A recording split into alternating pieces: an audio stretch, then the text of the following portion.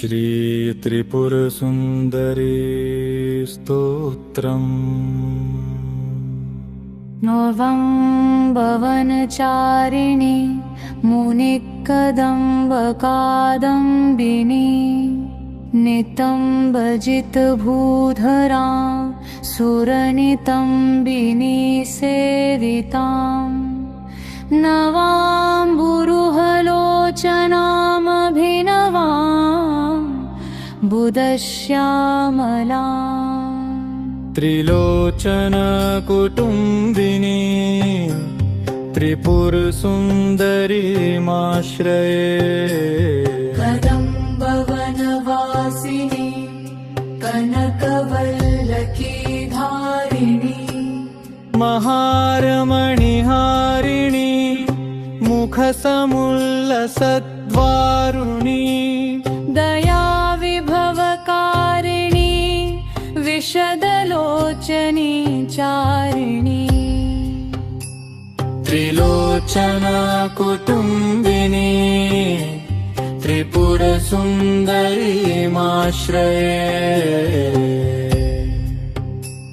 कदम्बवनशालया कुचभरोलसन्मालया कुचोपमितशैलया गुरुकृपालसद्वेलया।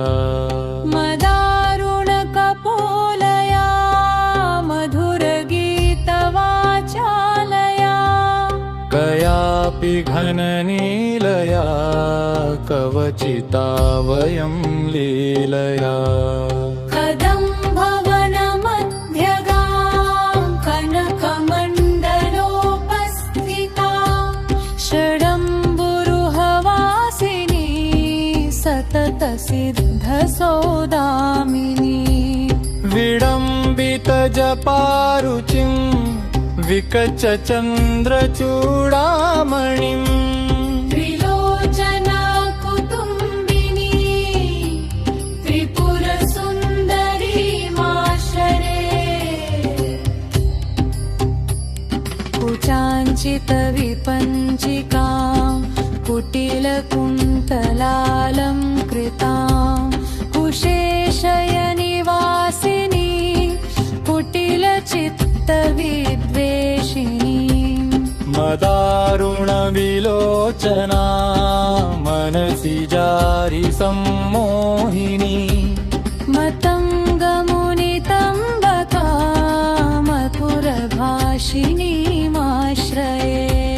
स्मरप्रथमपुष्पिणी रुधिरबिन्दुनीलाम्बरा गृहीतमधुपात्रिका मदविघूर्णनेत्राञ्चला।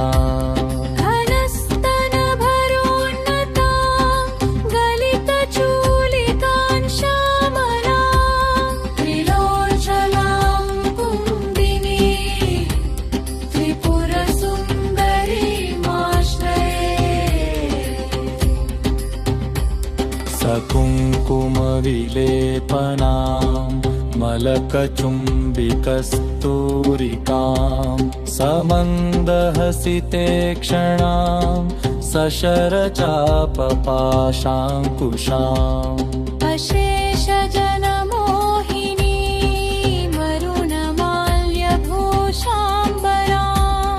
जपाकुसुमभासुरां जपविधौ स्मराम्यम्बिकाम्।